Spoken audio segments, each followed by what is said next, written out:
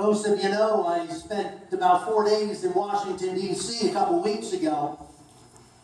And as we look at the topic of understanding a different language, one of the things that I was reminded of is my trip to Washington, D.C. Doesn't seem as though they do speak the same language back there. Even across the hallway in the office buildings, I don't think they speak the same language. I don't know if anybody back there is a friend to anybody. Which I guess brings me to the quote of the day from Harry Truman.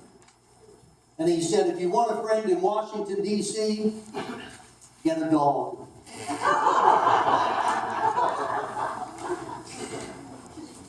Yes. How many of you have pets at home? Dogs, cats, birds, fish, whatever. I have to say that if you have a cat, you probably are the servant and they are the masters. Am I right, Janice? Okay. Okay, and the dog's just, a little crazy. A while back I had heard, I wonder sometimes with the dogs that we've had, there's a different type of bark for everything.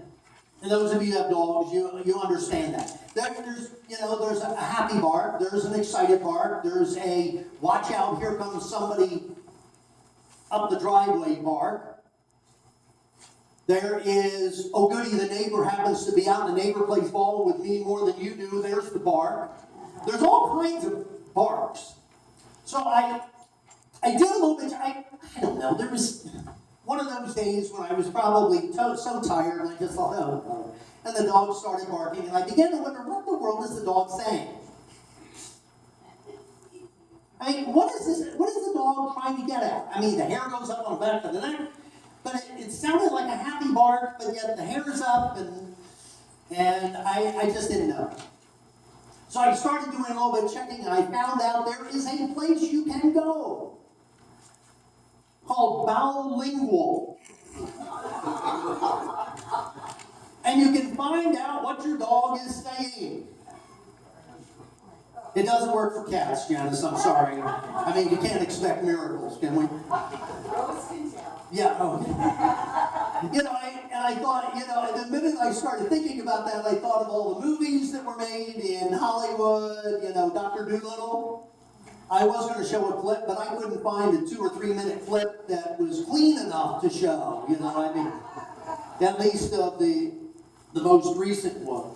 But Bowlingual is a Japanese-designed electronic device that allows you to sort of know what the dog is saying. And here's how it works. You put this transmitter on their collar. And it activates every time the dog barks. And it can send a signal to a receiver that you happen to have, in your pocket or what have you, not around your collar, but, to tell you what's going on. And I thought, all right, there's got to be something new. So I checked. Yes, there's an app for that. You think I'm kidding? It's called Bowlingual. Tap anywhere to begin translation. Woof, woof, woof. Okay, I finished recording. Now it's analyzing and it's translating. I wish I was a human so I could have steak whenever I wanted.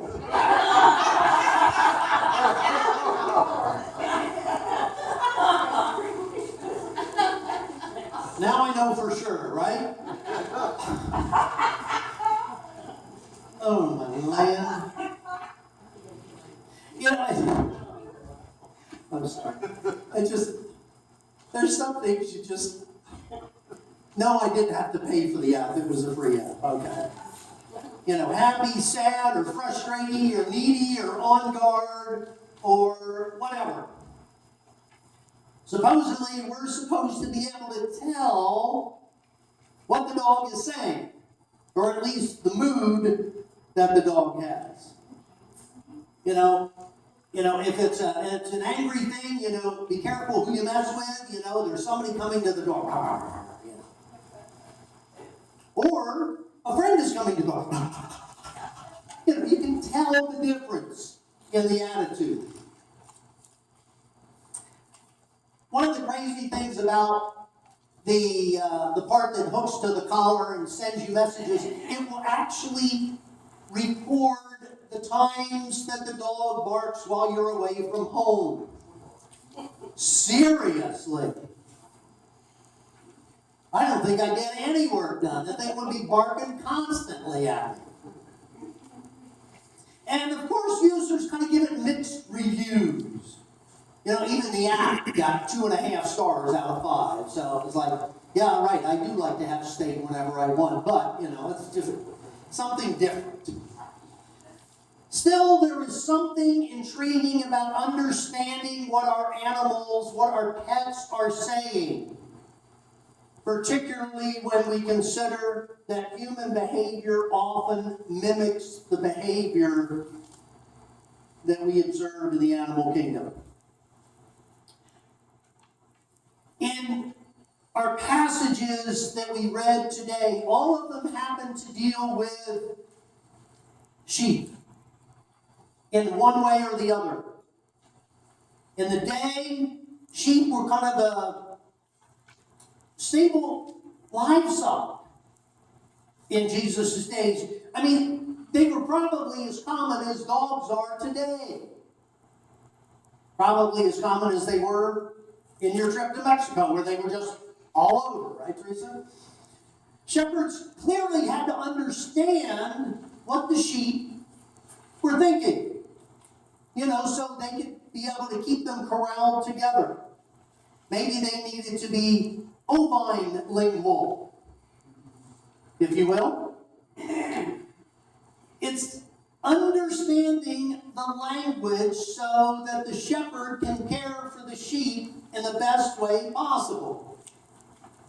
Now, sheep are gregarious. They kind of move together in clumps. It's kind of like going to a 5-year-old soccer game, it's just kind of, and they're all across the field. And if all of a sudden they disperse, the soccer ball is right square in the middle of it. That's kind of the way, the sheep do. I remember that as days, yeah. I mean, they are very social animals. Oh goodness, there we have a comparison to us again. And they find security in numbers. That's the way that sheep behave. And when they're separated from the flock, they get nervous. They get scared. And hence, we hear the people talking about that high-pitched bleating with a T, not a D, going on when the sheep are separated from the flock. And that's kind of the way, for some of us, if we're not around a group of people, we're just like, what do I do now? It is a cry of loneliness. It is a cry of even depression. Now I'm really starting to sound like Dr. Doolittle, right? But Jesus was asked by those around him whether or not he was the Messiah. Whether or not he was the Messiah, and the question kept going. And Jesus said, my job is to bring the flock together.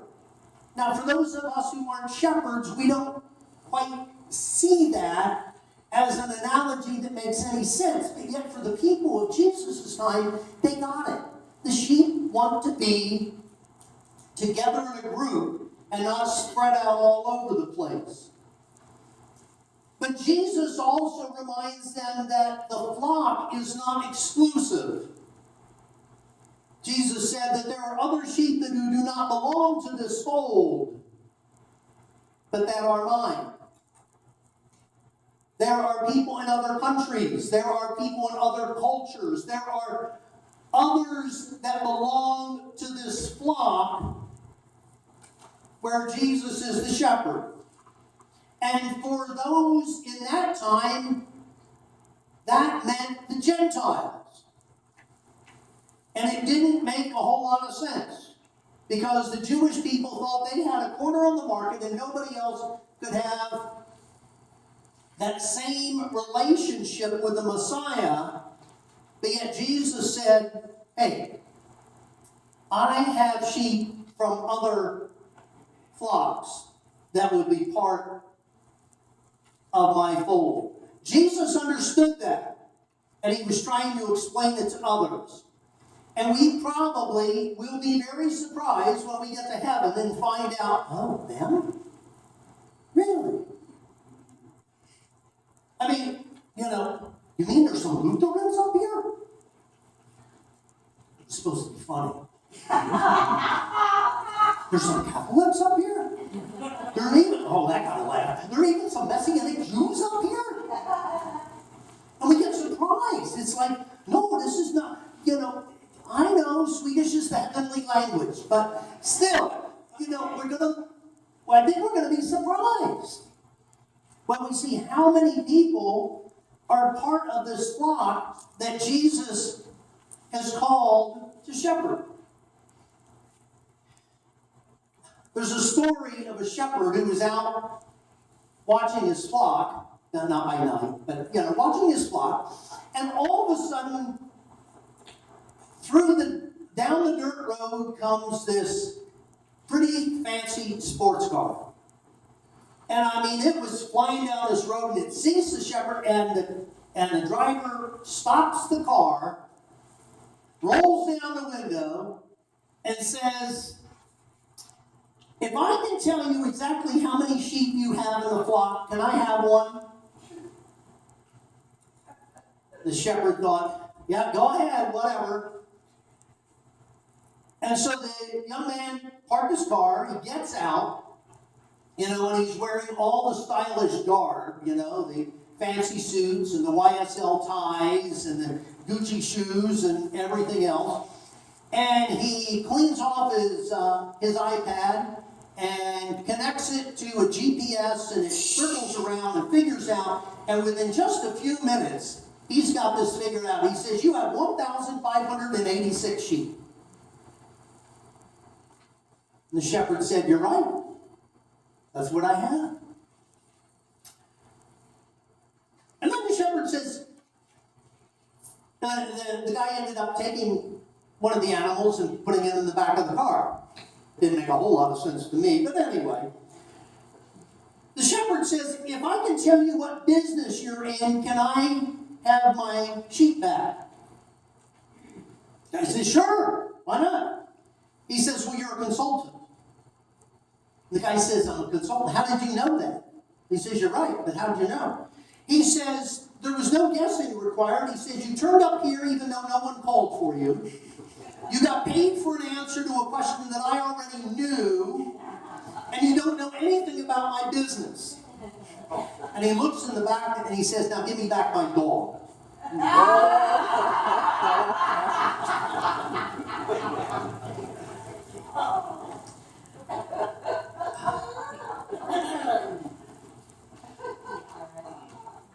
In a culture like ours, we seem to really hold on to that rugged individualism. But that's not the way it is with sheep. There's something that they need that's a whole lot more than being an individual. I stand out to my shepherd. I am me. I mean, even if you could translate what a sheep was saying, you're never going to hear that. It is a time where sheep are together. And we need to realize that as much as individualism and that ruggedness and that desire to be standouting,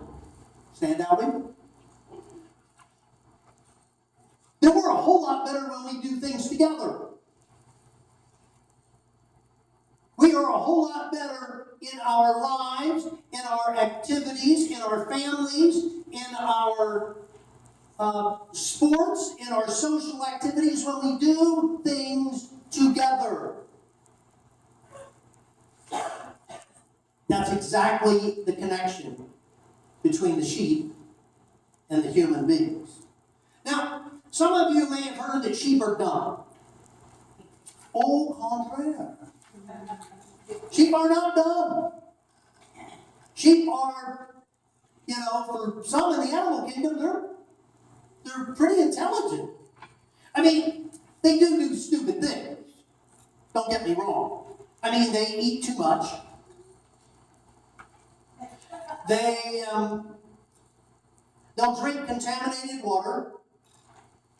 When they fall, they often can't get up without the shepherd coming down with a crook and helping them up. And they tend to follow aimlessly or blindly. Oh, wait a minute, maybe they are more like people. Actually, sheep with their intelligence level is just right below a pig and right about the same intelligence level as a cow. So they're not stupid by any means. And sheep, one of the things that makes so much sense, it's like, I should have known this, but sheep have a keen sense of hearing. And it makes sense, because when the shepherd calls out for the sheep, I could stand there and call out for the sheep in the exact same voice and they're not going to respond to me. But if the shepherd calls out, they will respond to the shepherd. Why? They know the shepherd's voice. Wow, that almost sounds like a verse we read. They know my voice and they will follow me. We are needing of our shepherd. Now, there is one area where a sheep is kind of acts dumb. It's when they're scared. Wait, yeah, I did say sheep, right? Okay, good. There's only one problem with that. Sheep are scared of everything. So it really makes a real problem. If they're the only time they act irrationally is when they're scared, but if they're scared of everything, this is not a real good thing.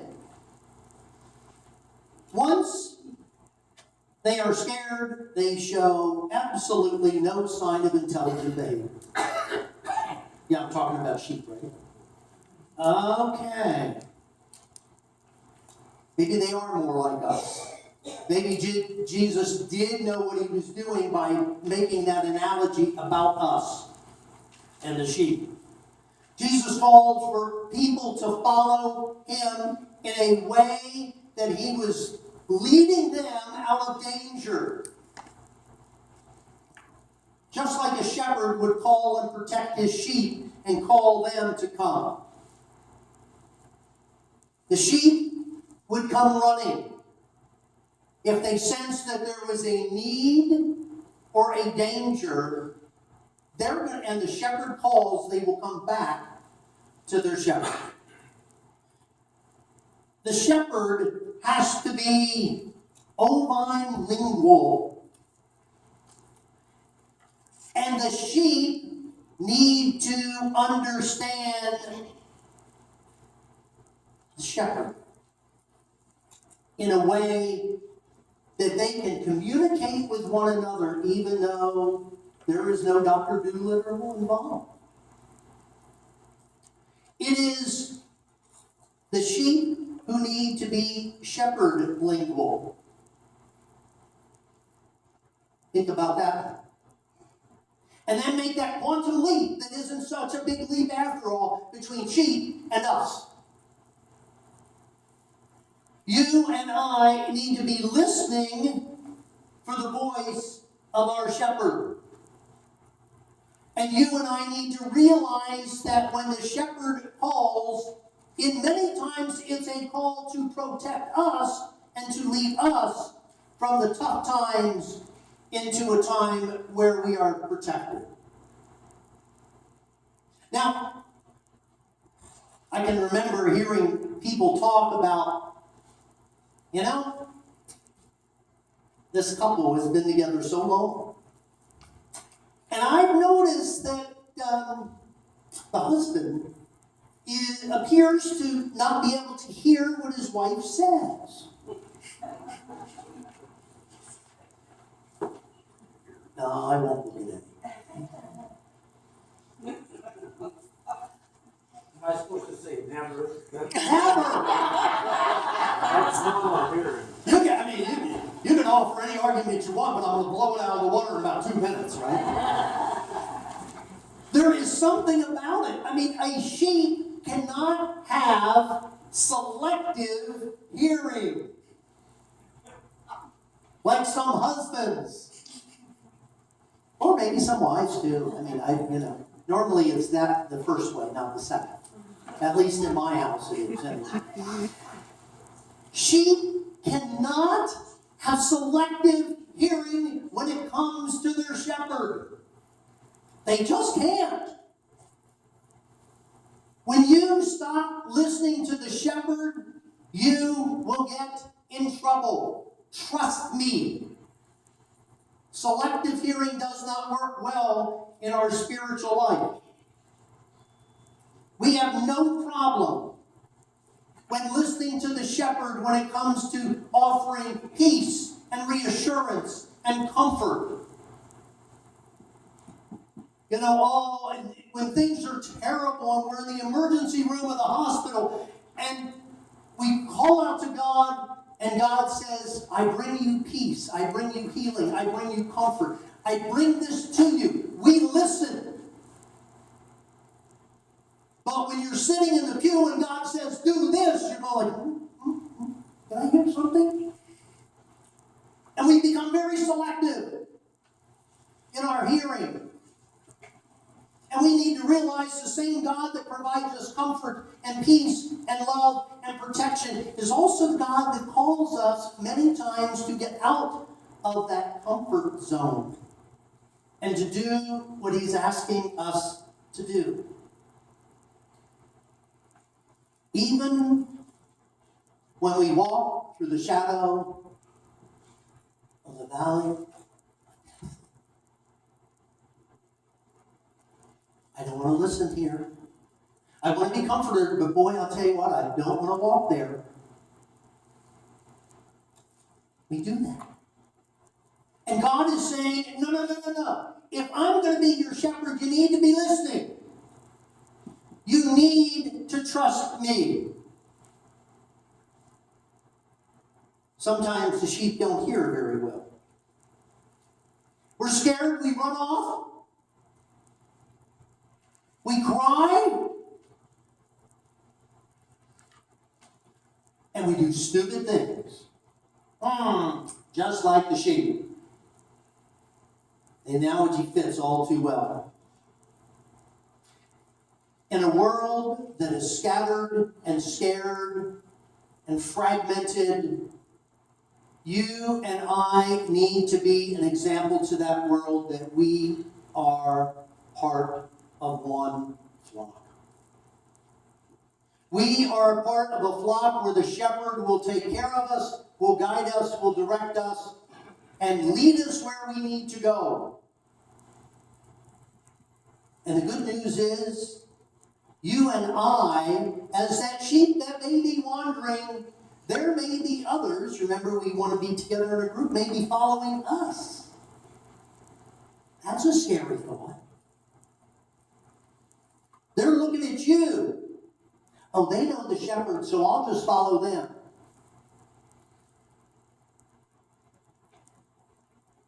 And now the shepherd brings us all together. And Jesus will welcome everyone into his fold.